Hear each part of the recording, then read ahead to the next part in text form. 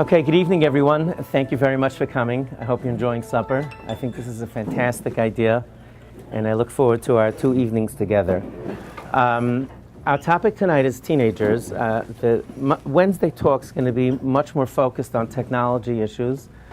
I purposely am not going to go there tonight, and I'll ask also during question and answer to leave all technology-related matters for Wednesday's talk. Tonight's talk is really like prep work. It's about adolescence, what the phase is all about, why, for many of us, it was a challenging phase in our life, and it's challenging certainly for kids. And I think I'm a very big believer in understanding things. With wisdom comes power. Shlomo Melech said, "Ani bina li gevura." I'm understanding. I have wisdom. There's power in understanding, and that's what I'd like to help you with, to really give you information. And I want to empower you. I'm not going to frighten you. I'm not going to tell you any scary stories, and I'm not going to let you paint everything black. I don't believe it. I don't believe that it's like that. I want to give you tools and skills to understand things. When you're nervous, we do a lot of work in child safety. Child safety education doesn't work when I speak to parents. If I make them nervous, they don't know what I said. They don't remember. And the same thing with your kids. If you speak to your children, it doesn't help if you're nervous. It hurts you because you can't convey information well. So be empowered and feel self-confident that you can raise your kids well. There's a quick 2 paragraphs at the beginning of your handout. I hope everybody have one of these. Everybody have a handout? Okay, so it starts there, tween and teen years. Don't take it personally. It's not about you. I'm going to be quiet for a half a minute or so. I'll give you a chance to read it, and we'll talk about it. Okay?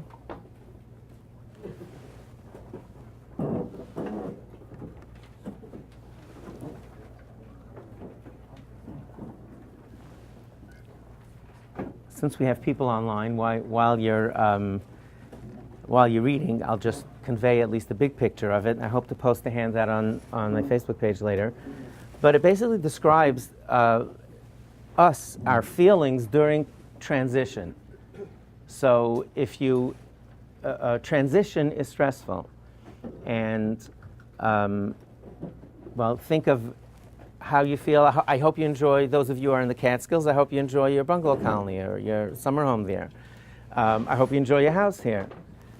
In between, sitting in traffic on 17, it's stressful. So if somebody wanted your thoughts about something, if somebody wanted a favor from you, that would not be a good time to talk to you while you're stuck in traffic. Or the example I gave here is while you're going through security, because the transition makes you stressful. The ultimate transition of anything, there's no greater transition than adolescence. So when the kids, think about it, you have a 13, 15-year-old child at home, boy or girl. If you ask them some questions, like, where will you be in 10 years from now? Are you going to be popular? Will you be settled? Will you be married? Will you be happily married? What do you think you're going to be doing? Every single answer to every single question is, I don't know. Hopefully they have dreams, but they don't know where they're going to be. So when settled people move, even temporarily, to the Catskills, or certainly if you relocated to Argentina, imagine how stressed you'd be. So the kids are in transition. That transition causes stress. And again, I'm going to try to explain it to you, and I really am going to leave time for question and answer because I think that's really where the learning happens. Okay, let's get started. One-word description of teenagers. Teenagers are? Future. The future. Go. Teenagers are? Rebellious. Rebellious. Teenagers are? Impossible. Teenagers are?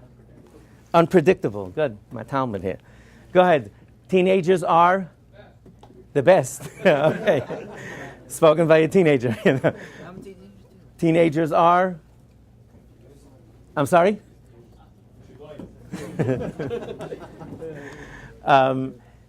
The truth of the matter is that every one of those descriptions are true. They're idealistic and selfish, sometimes in the same hour. They could volunteer for a Chai Lifeline or go to Camp Simcha, and spend a whole summer taking care of a developmentally disabled child, and with all that entails, and you can't get him to take out the garbage, right? They're spiritual, sometimes in great degrees, and sometimes we think that the Messiah is going to end with my generation. It's like all of these conflicts really are part of them figuring things out. And I started on top, again, I'm working my way through the bullet points of the hand, and I'm going to go through each of them, and I said I'll open up to questions. I think the most important component of all of it is to remember that it's not about you, and not to take it personally. Adolescents are going through a transitional phase, and it so happens that you're the parent. So you're in charge of guiding them and being there to help discipline them, support them, encourage them, help them with their stuff. But it really doesn't have anything to do with you. They are going through transition. And try not to take it personally. The best proof is, for most of us, if we were asked to help with somebody else's teenager, we would find it easier. Think about that. I see a lot of heads nodding. Thank you. That's the ultimate compliment. Thank you. Think about it. If somebody said, "Could you do me a favor, please? We're going away for Shabbos. I got this teenager. I got to warn you, he's a real handful." And you were in charge, you would find it easier because you're not. The teenager is the same, but you're not personally involved. So I know it's impossible. I can't ask you, and you shouldn't ask you to treat your kids like somebody else's kids. But try not to take it personally when it happens. Okay? Another thing. Transition. Who's the boss? The teenager. Who's the boss? I'll tell you. So when I started Yeshiva Darchinam 22 years ago. So at the time, my amazing wife, Udi, ran every single part of the school. The school was small. We had only 3 classes. I couldn't afford to hire department heads. So my wife ran everything. It happens to be that nepotism is in the news now, and you'll see why it really does fit in. So 7, 8 years later, we started to hire department heads. So we hired a Hebrew principal and an English principal and a business manager, and all of a sudden there were lots of people around, and administrators, not just teachers. Now, where does my wife go now? So I asked a number of very wise people who were in business and ran large businesses. I said, how do you work it when you have a relative in the business? And they all said, it's a disaster. Unless things are made perfectly clear. This is exactly what he told me. Listen, he said, is your wife your assistant, meaning that she has proxy of what you do, or is she office manager? So she's the office manager, the principals outrank her. If she's my assistant, then she outranks them. It's not clear. So if the people and the staff are asking, who's the boss? You're going to run into trouble, Yankee. It was fantastic advice. So that's the challenge. A 6-year-old, you know the parents are in charge. A 22-year-old, you know the 22-year-old is a young adult, and he or she is in charge of their lives. Who's the boss over a 16-year-old? It's not clear. So that confusion adds to that also. That's why house rules are important. Another facet, again, I'm not getting to practical suggestions. I'm going to do that in the second half, where the smaller bullet points are. I'm just giving you some ideas to think about. What are terrible twos? Folks, anybody? Terrible twos are? Child says? No. Child says no. Terrible twos are known for the time when the children learn to say no. Why is that so? So the research shows, and it really is fascinating, and I'm going to, in the practical applications, I'm going to talk to you about later why it works and what the practical application is. But terrible twos are very similar to tweens and teens. They are all 3 phases, are times when the children have a demonstrable leap in their development. So a 1.5-year-old, in speak Gemara terms, is metaltalin. You know, movable objects. You pick them up, you put them down, you put them here. Okay, they can.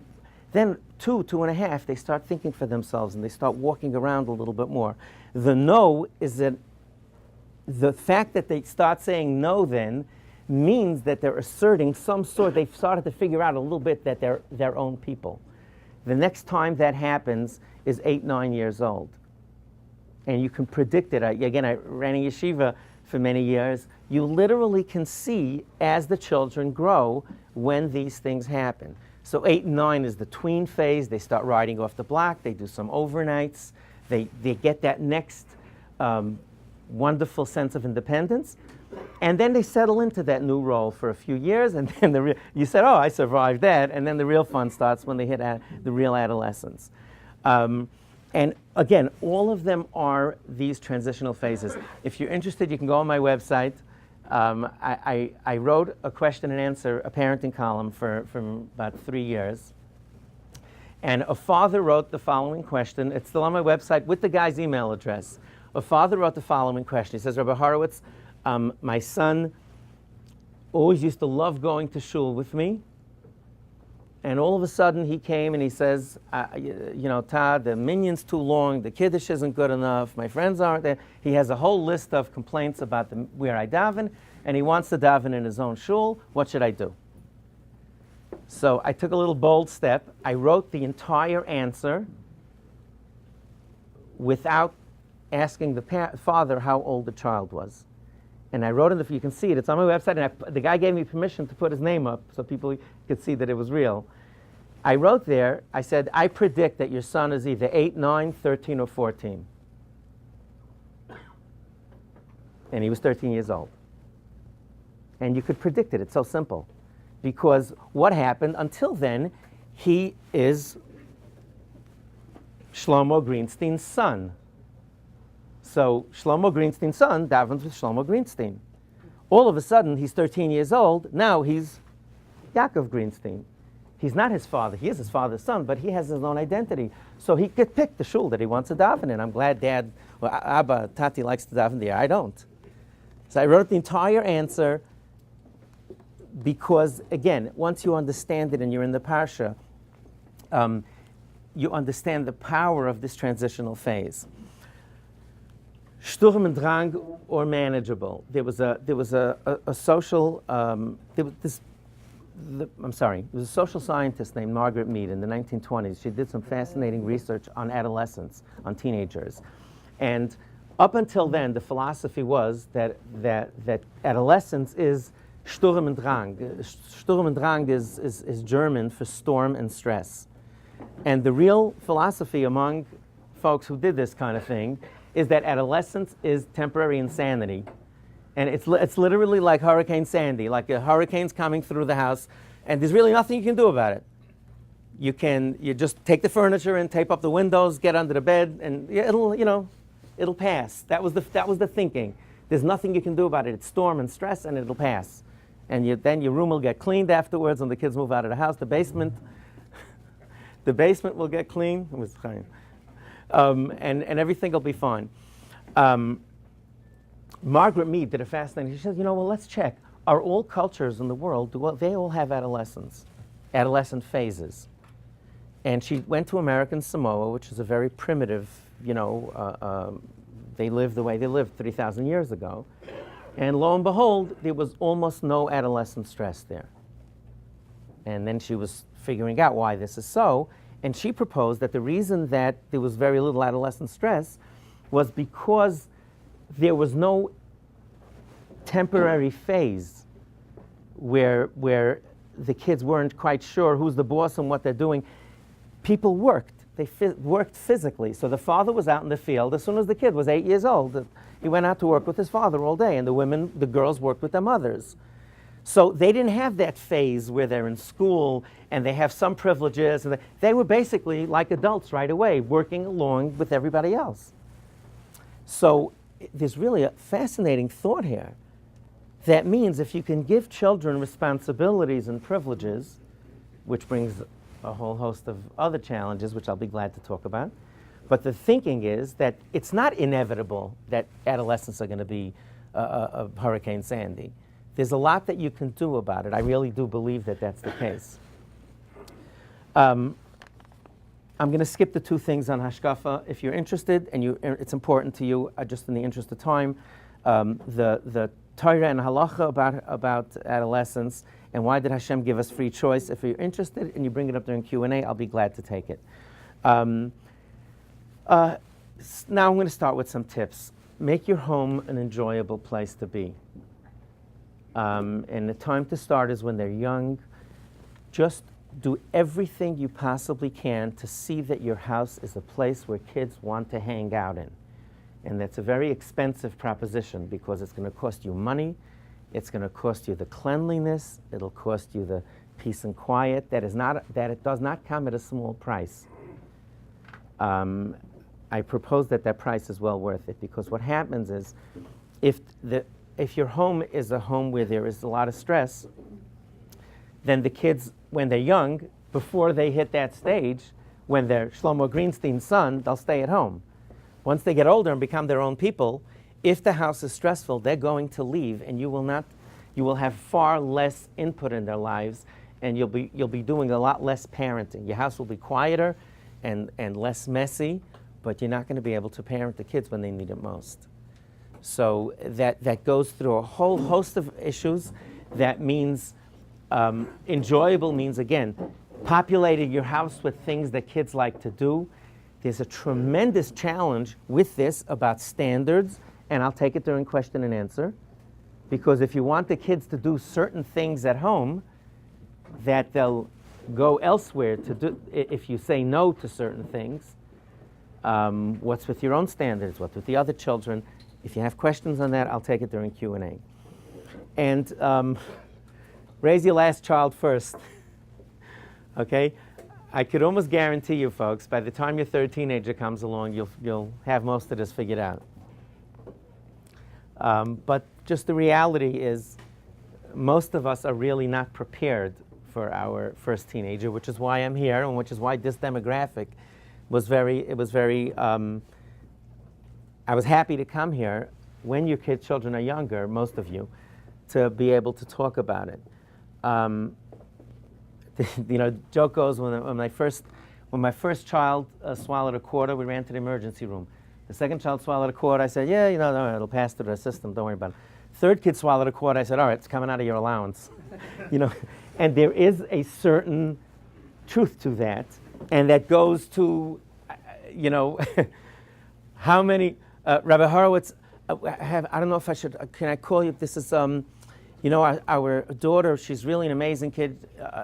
She's like 4.5 years old, and she always knows every single parsha question. And but this last 2 weeks she didn't know 2 of them, and now last week she didn't know 3 of them. You think we should have an educational evaluation? What do you think about it? I'm not joking. Real call. And I said, is this your first child by any chance? How did you know? Just took a guess. So there's a certain wisdom that comes with raising a few teenagers. I'm just encouraging you folks, if it's your first, ask your friends who have a few teenagers and seem to be raising them okay. Ask them, is it normal for a boy coming home bein azmanim not to wake up for minyan on time? Or is it normal, just go through a list of things. Raise your last kid first means try to get the wisdom of parents who've raised a number of adolescents. Okay, build on the good times. I'm bet these shorter bullets, and then I'm going to go right to questions because, like I said, I really want to hear from you guys. Build on the good times. In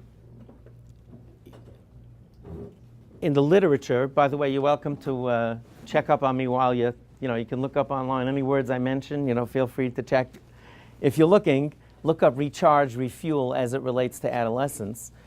And what happens is the behavior is very similar to two-year-old kids in the playground who are also at that terrible 2 phase, okay? Or even children who are older.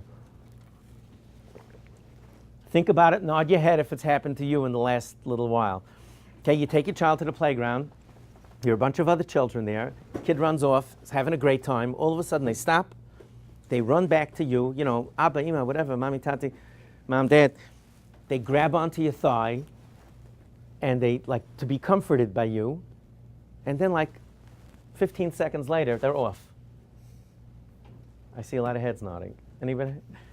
Think of what happened there. And by the way, you're starting to enjoy that hug. And as soon as you realize what's going on, you hug them back, they're off. What was that all about? So here's the logic. The logic is the little kid walks off and says, hey, it's a lot of fun. Then the kid looks around and says, there's a lot of strange people here. Who do I know? Oh, Mommy, Tati. They run over to you, and they recharge. They refuel. And when they're full, they go back. What was the first thing I started telling you? It's not about you. So this has nothing to do with you. It's nothing to do with your needs and wants. You're a gas station, folks. You all graduated from whatever you do for a living and whatever your hobbies are, whatever family you belong to. You're all gas stations for your teenagers. They recharge and refuel. Now, where does this come into an adolescent? So think of Friday night. Okay, your wife is begging your teenage daughter to help out in the house, to help with the preparations. Yeah, I'll be right with you. You know, sure, but and you and your wife start getting aggravated that your daughter's not helping. Then Friday night meal's over. Everybody's sitting on the couch. Your daughter comes over to your wife or to you and puts her head on your shoulder. Daddy, you know. And you say, where were you when I needed help? So tonight's class is going to teach you not to do that then, because they're refueling, and it has nothing to do with you. It's a quiet time in their life, and you never know, by the way, you never know when children are anxious about things. They need us. So please, I wrote, build on the good times. When these times happen, let them refuel.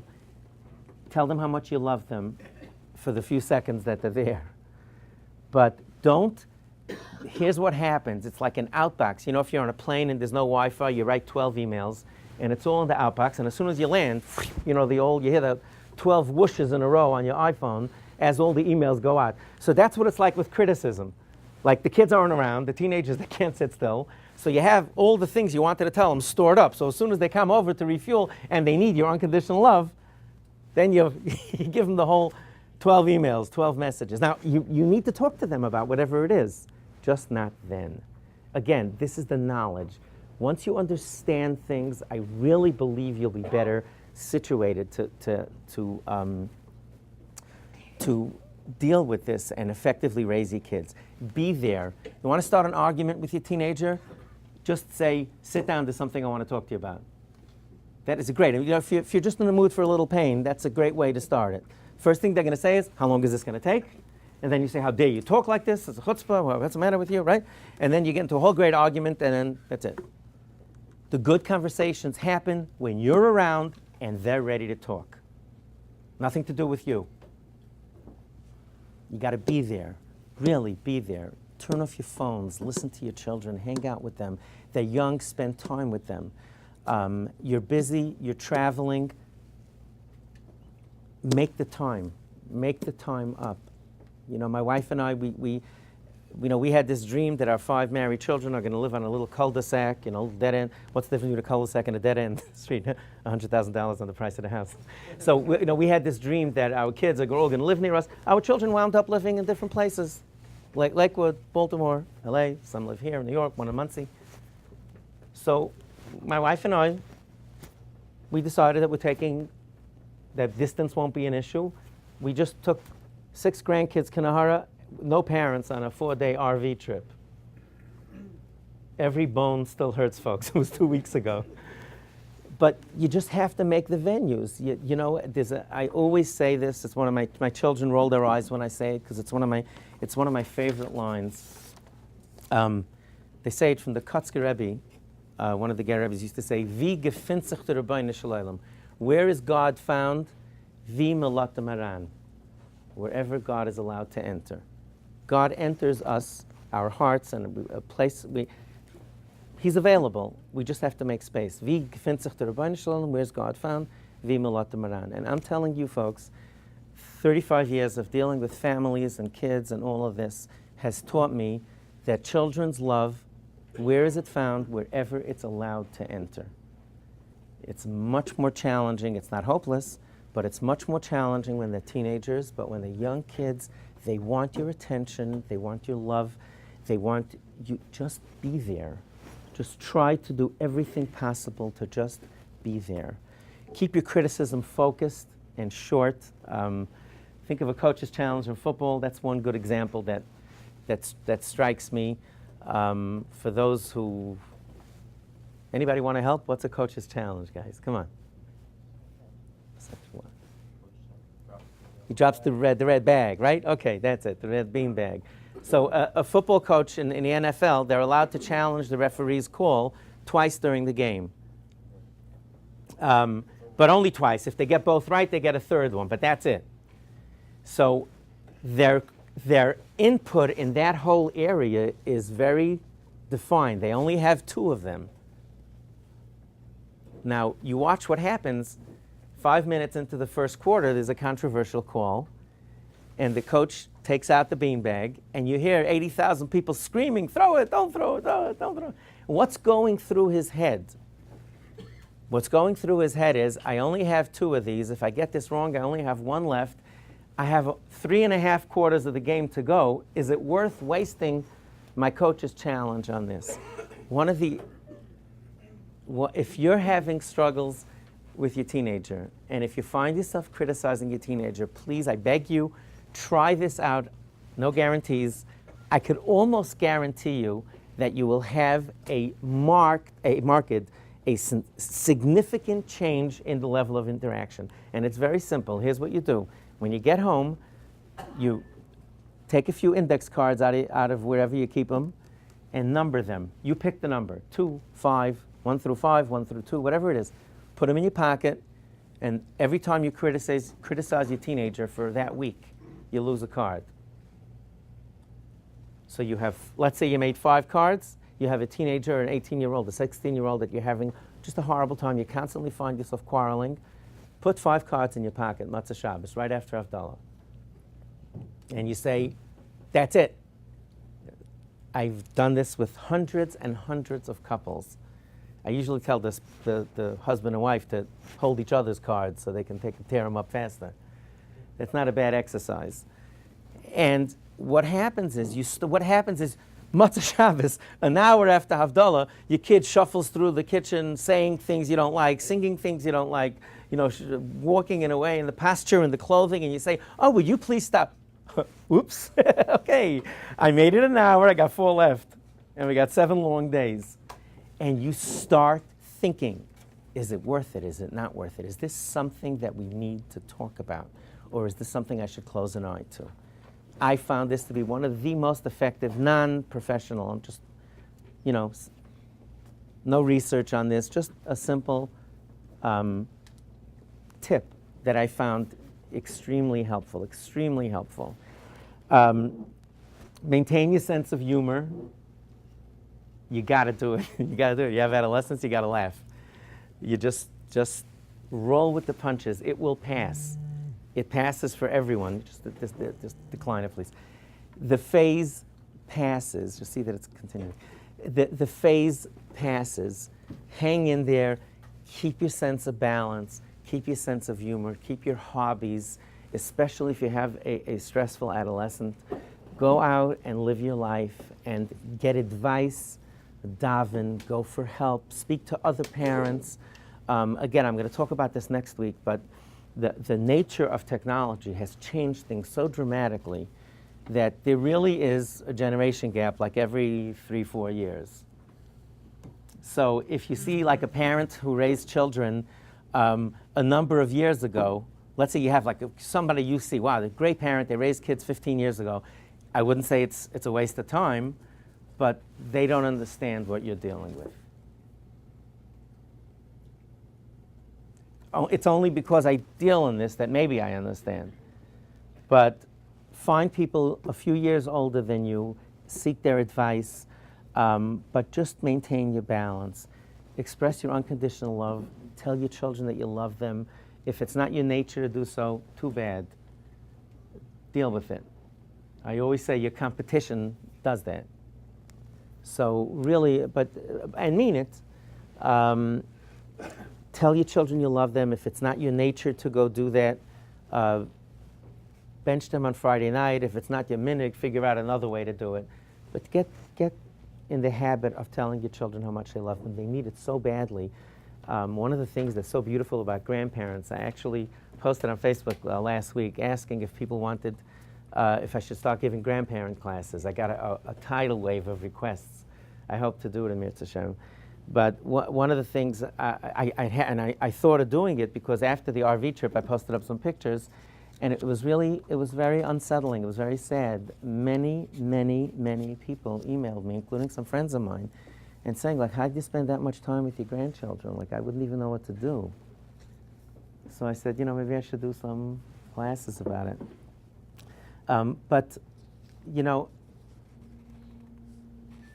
stay in the game. That's my final message, and I'll take questions.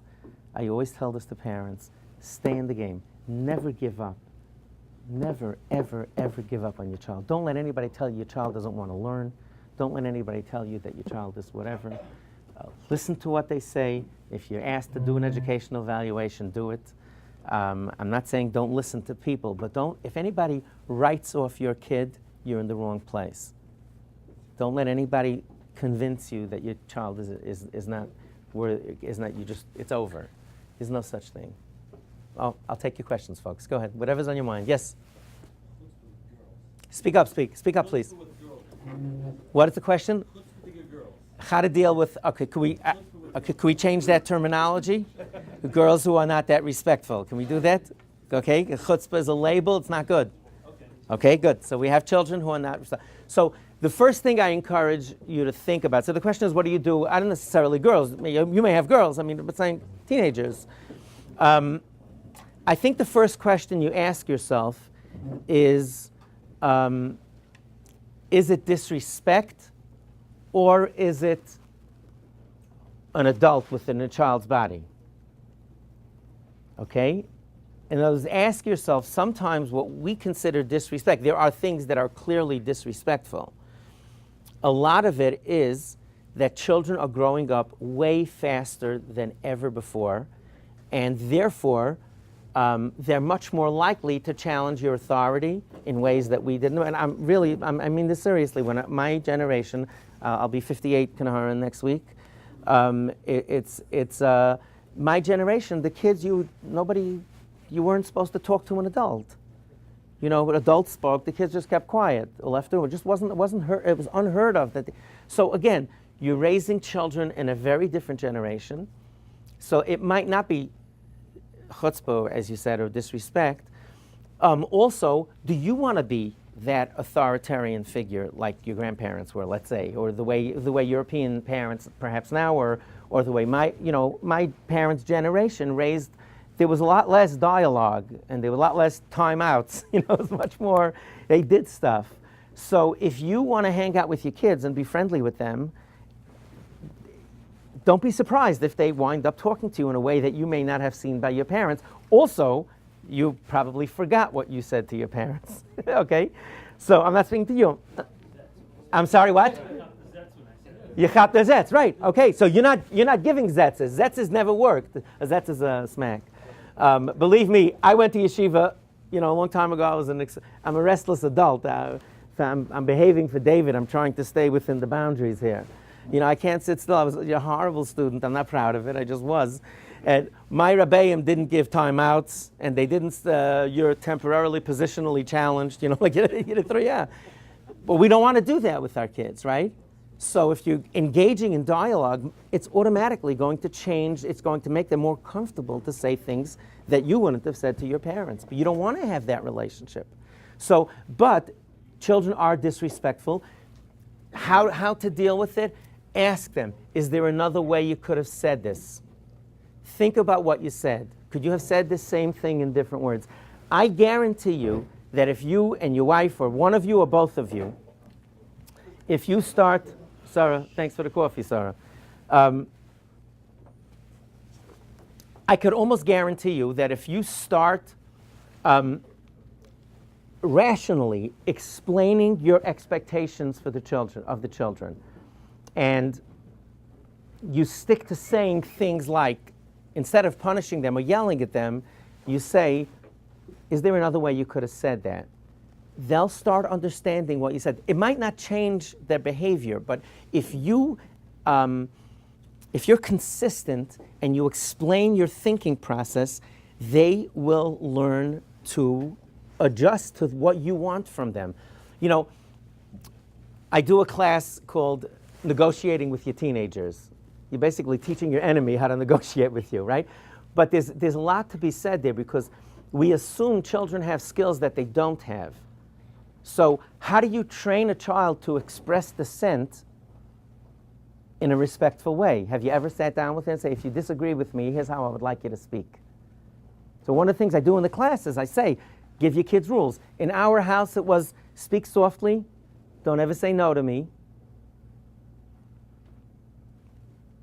and offer an alternative. Offer an alternative. And explain why. I'm sorry. Don't say no, offer an alternative, and tell me why it's important to you. So if my wife and I said, let's say, you need to be back by 11 o'clock, so instead of, what's the matter, I'm the only one, they treat me like a 2-year-old, you softly, and if they get upset, you don't lose your temper. You say, sweetheart, take a few minutes, take a deep breath. We're here. Just come speak softly. I'm not going to listen like this. And instead of saying, I'm not doing it, you say, can I? What it sounds like is, can I do 12 o'clock instead of 11 o'clock? Why? Because all the geeks go home at 11. Whatever it is, I'm saying, whatever your reasoning is, train them how to do this. They don't know. I'll tell you an adorable story. I spoke earlier about the formative years of our yeshiva when I did all the stuff, for myself, my wife and I. So I wanted to see what was going on in the hallway, and I tend to do things out of the box. I tend to do my own thing. So I decided that if I want to really see what's going on with my students, I'm not going to see it from my office, and I don't have enough staff to supervise. So I used to literally I took a desk and I put it smack in the middle of the hallway, and I used it for an hour and a half, 2 hours a day during lunchtime. Whenever all the kids were going up and down, I sat in the hallway, and any typing work I had to do, I did then. I brought up my it was real, like it became part of the culture of the school. But the kids knew if they were bullied or anything was going on, I was available. They didn't need any appointments. They came over. Whatever, it worked for me. True story. So when the kids would come in yeshiva and they would say, Rebbe, send me out of class, whatever. Somebody started up with me. I say, own it. What could you have done from the time you walked into yeshiva that would have stopped this from happening? Okay, the other one might be at fault, but you got to tell me what you could have done differently. You got to own part of it. It's not 100% his fault. So tell me what you could have done different. That's the way I got them to think. I would say, tell me 2 things. I'll gladly discuss it with you, and I'll take your side if you were wrong. But you got to tell me 2 things that you could have done differently. That I said it straight, consistently to everyone. Okay, so you got to get the picture. So it's Friday. I had to get an email out to the parents. And I'm sitting there typing on my desk, and one of my frequent flyers comes over to the kids who are out in the hallways. We call them frequent flyers. So one of my frequent flyers comes over to me and says, Rebbe, he starts complaining about some other kids, and the Rebbe, everybody's picking on me. I said, listen, Yitzi, I'm busy. I got stuff to do. You know what I'm going to say? You know what you're going to say? Do it without me. I promise you. I said, this side is me, this side is you. Take it away. And I just went right back to work. I wish, David, I could have invited you to videotape it. It was drop dead hysterical. The kid went on this side. He said, why are you here? And he runs to the other side. He goes, everybody hates me. He goes back over there. He says, Shefela, don't tell me 2 things that you could have done from the beginning of the day to make sure that you... So he goes to the other side. He says, you know what? Anyway, he did this 5, 6 times. It was absolutely hysterical. But what was amazing was he got it. Well, he had enough practice. But what happened, at the end, he went to the other side. He said, okay, go back to class. And then he came to my side, where he was me. He said, you know what? You answered so beautifully that the next 3 times you got kicked out, you're fully excused. And he went back to class. So explain to your children what you want. Again, I'm not telling you to let the kids run the house. Just do it differently in a way that's helpful to them. Go. Yes? Fine line between friend and parent. Fine line between friend and parent. Right. Excellent. Great. Good. So should you be a friend or a parent? I think you have to parent. Right. You have to parent your children, right? Your children don't even need you for a friend. Right. You know something? When you try to act friends with them, they like, right? So they don't even want you to be their friends. They want you to be friendly. They want you to give them time. They want your ear. They want to know that you have your attention. They want to know that you believe in them.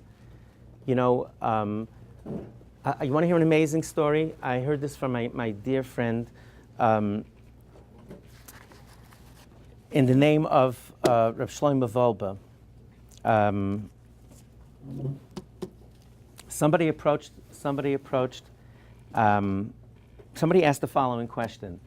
He came to Rabbi Yakov Horowitz, my dear friend in Eretz Yisrael, and he's a Talmud of Reb Shlomo Volba, and he asked him the following question. He said that he got divorced. He was living on the West Coast. His wife was not observant at all. She became not observant. They divorced peacefully, and he had visitation. He had custody of the visitation. I mean, every second Shabbos. Now, the Shabbos that his ex, their mother, had them, she was doing like crazy things with them. She took them to Vegas. You know, these are young teenagers. Things that a secular person like shouldn't be doing. She was taking them to Vegas, to crazy shows, and to this, like totally no control, doing whatever they wanted. So the guy asks. He comes to my friend Rabbi Horowitz. He says, Rebbe, what am I supposed to do? I have these kids. They're stimulated over their brains. They have the greatest time in the world by their mother. Now they come to me to say, Yom Zeh, Mechuba. What am I supposed to do with them? What am I supposed to do? How can I compete with this? Listen to this. It was one of the most interesting and brilliant answers. So Rav Volba told him like this. He said, the wisdom of a general is a general fights where they are strong. So if a country has a great air force, so they try to take the fight to the air. If they have tanks, they try to do it on the ground. If they have, a navy, they do it in the water. You fight where you're strong. This is what he didn't say it in the American style like I'm saying it, but that's what he said. He said, entertainment is not your strong suit. Give up. He almost said those words. Don't try to out-entertain your wife. It's impossible. You know what they're missing? They're missing a parent. Because if their mother is doing things like this, don't fight with her because it's not going to help. You're just going to stress everybody out. But she is obviously not parenting these children because she should be doing their homework over the weekend and talking to them instead of taking them to whatever. So you parent your child. Talk to them. Take an interest in their schooling. Listen to them. Go for walks. Stop trying to out-entertain her. I thought that was just so brilliant. And that's really the answer. So you don't need, friendly doesn't mean acting like a child. You act like a parent. I think it's very healthy for children to hear no every once in a while. No, because I said so. It's very healthy. But 9 out of 10, you should explain yourself. And see that your punishments have logic to them, and there's a lot of research on consequences or outcomes, the difference between the two. I don't want to do it now, but you can do some research, Google it yourself, consequences or outcome-based parenting, where you're talking about their actions rather than just punishing them. When you punish somebody, there's tons of research on it. When you punish somebody and there is no logical connection between the punishment and what they did wrong, there's an extraordinary amount of resentment, and there's no lessons learned from it. Because the kids just get angry. You're bigger and stronger, so they have to listen to you. So if kids are fighting quickly, and kids are fighting in the playroom, two of your children are fighting with each other, and you say, you're both punished, go up to your room. Like, one of my rabbis in yeshiva used to take it away. You played with something, you took it away. So I once said, I said, and what would you do if I played with my hands? Like, what are you taking it away? Like, what's the connection? If you said, take it away, I'll give it back to you. Recess time makes. So again, if two children are playing and you say, go up to your rooms, you're punished, it makes no sense to them. They didn't learn anything. If you say, take the exact same thing, you say, look, this is a public area. Everybody shares this space. If you can't share the space, go up to your rooms for a few minutes until you're ready to share the space again. Come down, we'll talk about what happened, and then you can come share the space. Perfectly logical, makes perfect sense. They go upstairs and they learn that they have to share the space. So you take the same thing, okay, go. Anybody else? Can I do a sibling competition and rivalry? What? Sibling competition. Sibling rivalry. When I started my yeshiva, I started parenting classes, which were unheard of at the time. When Michael was, thank you, my good friend Michael. Those original parenting classes I did in Rabbi Reisman's basement 21 years ago. The only people who came were, parents who had teenagers with tremendous crisis. I think it's fantastic that young folks are coming to classes now. I'm sorry, I lost my train of thought. You asked? Sibling rivalry, thank you. Yes. So the first year, I asked the parents, I sent out a questionnaire. I said, what would you like to hear about? Sibling rivalry was number one by far. So I did not feel qualified to do a class on it. I didn't know it well enough at the time. So I called my good friend Dr. Norman Blumenthal, who came out to Muncie and did a class. And he became the most popular person in Muncie because the very first thing that he said at the beginning of the class was, he said, parents, how many of you are having sibling rivalry at home? Like, everybody got a... So he said, the research shows that dysfunctional homes, in many cases, have much less sibling rivalry than fully functional homes. So if you're having sibling rivalry, that means you have normal kids. Well, one of the reasons... What's the reason for it? The reason is this currency here. They're fighting for your attention. They're fighting for your love and a piece of your time. So that's currency. If the currency is worthless, if you're not paying attention to them, why should they argue with each other? For what? If you don't have stuff to give them, if they're not getting good meals at home, so what are they going to fight about? So sibling rivalry is normal. It's a sign of a healthy home. You deal with it. There's a lot of wisdom out there. Listen, anything you do, how old's your oldest? 9. 9, good, now's the time. Go online, sit down with your wife, buy some books, go to Barnes & Noble if you want, if you're a paper, if you need paper to hold on to. But really, pick up the hard part is to find out what's good.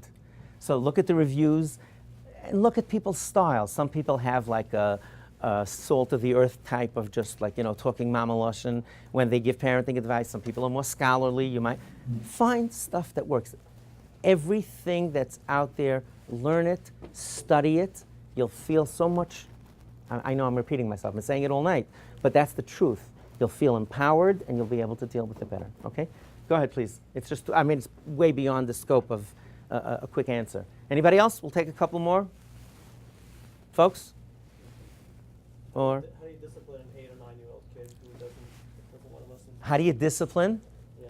It's like you tell him to come home at 10 o'clock, playing in the summer, he's playing with friends. Right, and they're not coming home on time. Oh, yeah. So think about it.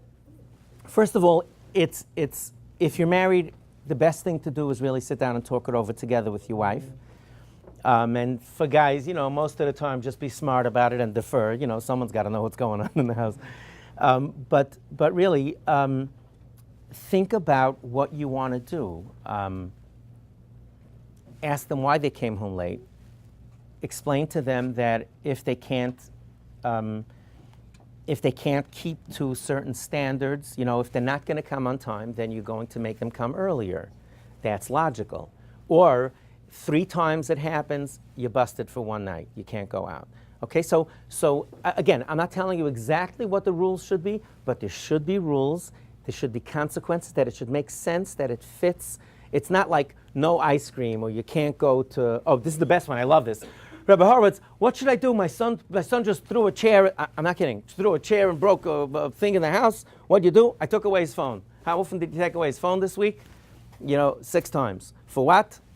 Nothing to do with phones, of course. So I said, so why are you taking away his phone? He says, it works. It drives him crazy. Duh. So if that's what he tells you. He literally said that. He said, it drives him crazy. I said, so give him another chair. Take away, what do you expect? So there should be some logic to it. And set up a system, a chart, reward them for coming back on time. It's all part of the same thinking. You have a young child that's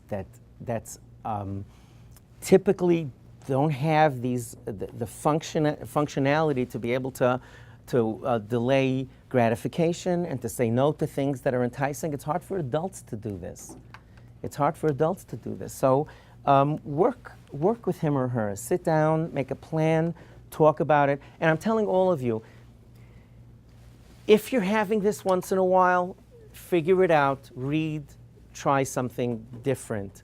If you find that they're literally just, you make house rules and they totally are not listening to what you're saying, my recommendation at that point is that you go out to a family therapist together with your spouse if you're married and go for a few sessions about setting limits and about, think of it this way. If you're the boss, remember we said about who's the boss? If you're the boss of the house and not all the rules are being followed, that's normal. But if you're not the boss, meaning you're making rules and no one's listening, at that point you need to reconstruct the whole thing. And it's probably beyond your own capacity to do it. And I'm telling you guys, it is one of the smartest things that you could do is to get outside intervention if things, chas v'shalom, are unraveling. And again, if there's little things you could do them. If it's totally out of control, then it's really time to go for help. Believe me, it's cheaper, it's faster, it's a lot less painful when you do it early on. And a lot of times when parents have children who are very challenging, they tend to, that my kid doesn't want to go for therapy. We're fighting all the time. I have a 15-year-old at home. I said, Suri, you have to go for help right now. And she said, I'm not crazy. There's nothing wrong with me. There's something wrong with you, whatever. So I always encourage the parents to either go together with the child or tell your child, look, I can't force you to go if you don't want to go. You're not going to be helped by therapy if you sit there and pout in the office and just make noises. So Mommy and I are going to go. We love you very much. We value our relationship. Clearly what we're doing isn't working. So we're going to go and try to get some coaching because we love you that much. Could you imagine a child saying no after that? It's a gutsy thing to do. Your father wouldn't have done it. But it's a gutsy thing to do, and I found that to be the right thing to do. I have one more story on this. I'm going to tell it to you and close our night. If on the bottom of your handout here, there's there are just the 4 basic child safety messages. It's not, first of all, if I get on my hands and knees and beg you to do something, David's not going to be able to film me. He's going to start yelling in the microphone. And it may be, 58-year-old guy shouldn't be doing this, but I'm going to beg you to please, if you're not doing this, please, I beg you, please take this child safety stuff seriously and speak to your children. We have, I'm donating 2 of these books to your, whoops, who's in charge of the shul here? Lucy. So I'm donating these to your shul. I've been working on a child safety program to get free books to families. Maybe I'll be able to do something. I was taught we just gave out almost 2,000 books to every family in Baltimore, and I'm hoping to do it to other communities. Hopefully, I was speaking to a few donors today for the Brooklyn area. If I can, I'll announce something next week. This is a child safety book that we published together with Thought Scroll. We're Baruch Hashem in over 50,000 homes. I want to thank Michael Stein, our board member and trustee, who's been extraordinarily devoted to our project for so many years. I know I'm going to get it from you, Michael. It's okay. You're not feeling well anyway. You're vulnerable, so it's okay. It's very tsanua. It's perfectly appropriate. It's just a simple, pleasant way to read this to your children. I have a free video on YouTube. If you guys have an email list, I'll be glad to send it to you to send around. If you do a Google search, Yakov Horowitz, YouTube, child safety. It's 9 minutes. It'll give you all the skills that you need to speak to your children. The 4 messages are: no secrets from parents, your body belongs to you, good touching, no secrets from parents. No one's ever allowed to tell a child to keep a secret from you. Your body belongs to you is personal ownership. Good touching, bad touching. Some touching's okay, some touching isn't. And no one has the right to make you feel uncomfortable. That 4th one is much trickier because it's not as clear as the other ones, and it really combats the whole grooming idea. I cannot do this in a few minutes, but really, there's a free video online. I beg you to please take advantage of it and speak to your children. I'm going to close. You reminded me of something about when you asked about the punishments. I want to, one of these days, I want to write either an article or a book. I have a whole stack of books that I'm going to write when I retire. That hopefully that won't be for a very, very long time. So one of the titles, one of the books I want to write is What They Will Forgive You For. That's the title of the book, What They Will Forgive You For. And it's about short-term stress between children and parents, which happens all the time, and long-term. I think, again, I didn't see any research, this is just Yankee, but having dealt with thousands and thousands of families, I'll tell you an insight that at least was meaningful to me.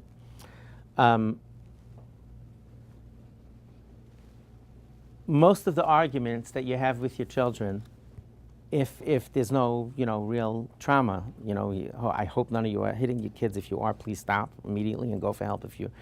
I wrote an article called Patching. Remind me, Lucy, I'll send it out to you. I'll give you the email about not touching your children. But the stuff that goes on, these arguments that take place, it's forgotten. Say hurtful things that they play over in their heads.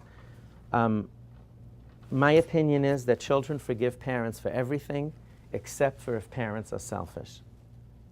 That's the world according to Yankee. I always told this to our kids, our 5 children growing up, especially when they were teenagers. Whenever they would complain about something my wife and I did, I said, Shefala, tell me, did I do this for my benefit or for yours? If I did it for your benefit and I made a mistake, tough luck, get online, I'm human. Deal with it. If I did it for me, not thinking of your best interest, I was more worried about what people in shul would say about this rather than what was real. I was worried about my kavod. I was worried about other things that were not in your interest. Then you have a right to be upset at me. So don't be frightened by a good argument with your kids. Don't worry about it. Gamza Yaver. Don't say hurtful things. Stay in it. So I'm going to close with a fascinating story about the Catskills that really blew me away. And I hope it will illustrate this point about the fact that your children deep down appreciate when you set limits on them. They appreciate when you argue with them. Again, if it's for their interest, not yours. And they appreciate the fact deep down that you're willing to take the time to raise them. I will never, ever forget when I first started dealing with adolescents years and years ago when I started Project Yes. A young lady came over to the house with her parents, and she was bitterly complaining. Get this, guys. I know you're not going to believe me. This is exactly how it happened. She said, quote, I am the only kid in my entire class that does not have a curfew. And she was sobbing like it was mamish in her nefesh.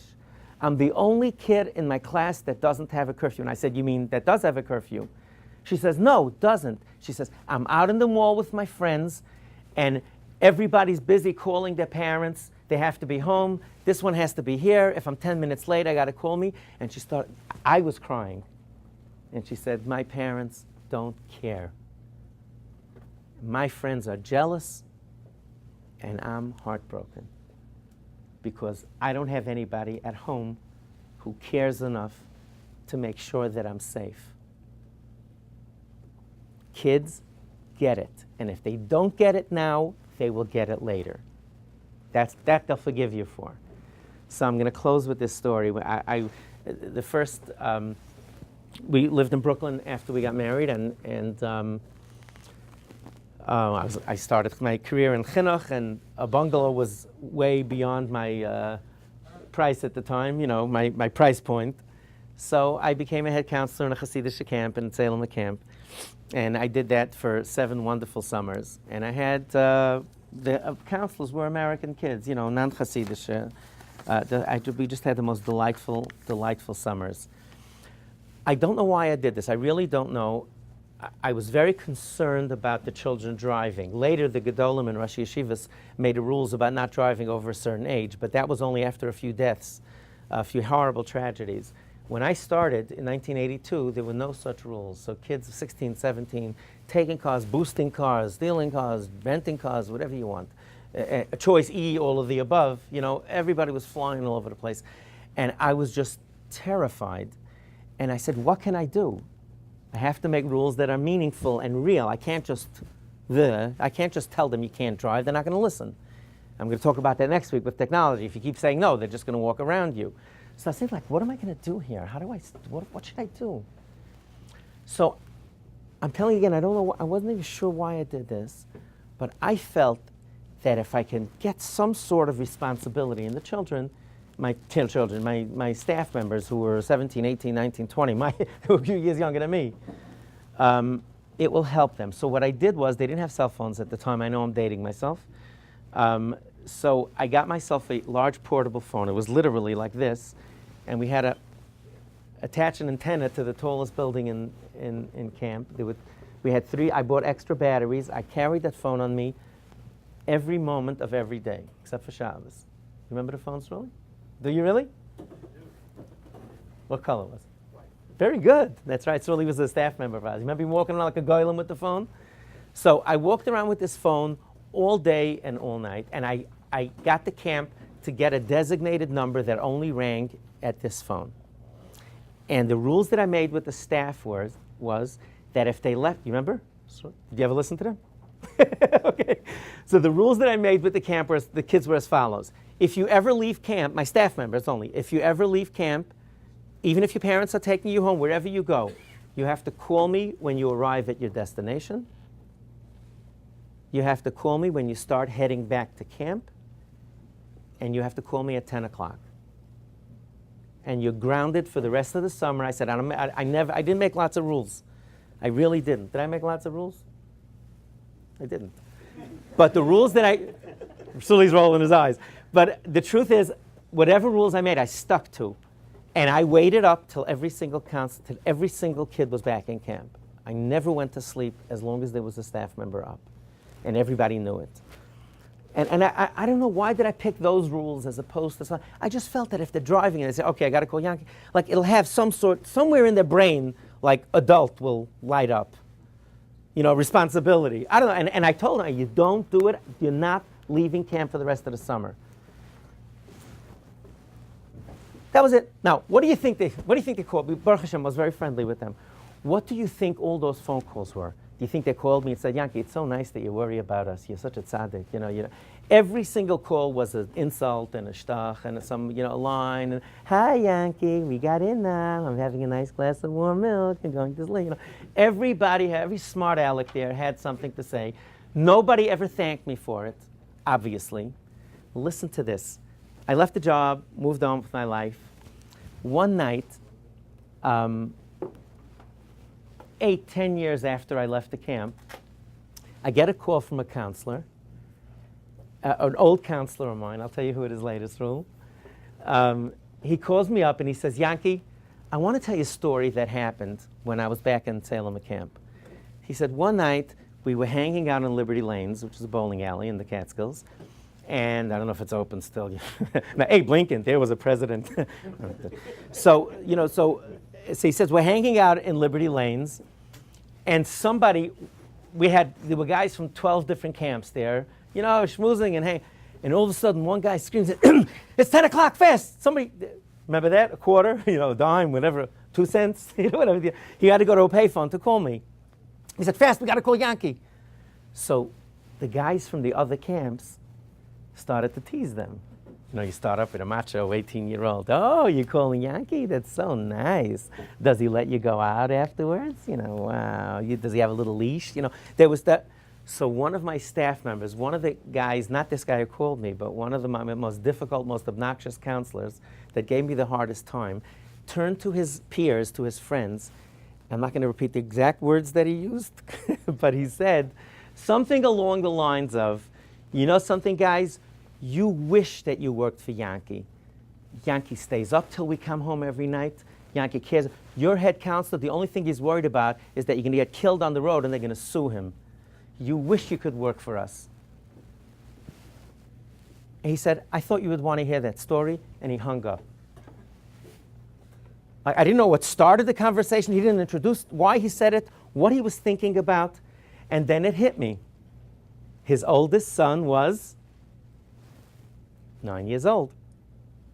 His oldest son was 9 years old, and he's tucking his son in. I call it the tuck-in phase. You know, when you have little kids, you tuck them in and you're done for the night? That tuck-in phase ends about 8, 9, right? He's tucking his kid in, and he says, oh my God, they're going to start going places, and man. That's why Yankee did it. I am sure, beyond the shadow of a doubt, that that's what was going through his mind. He didn't articulate it. I don't even know if he realized it himself. But that was his thank you that I cared enough to stay up at night.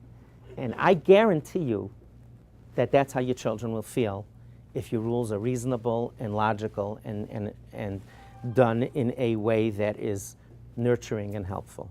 So hang in there.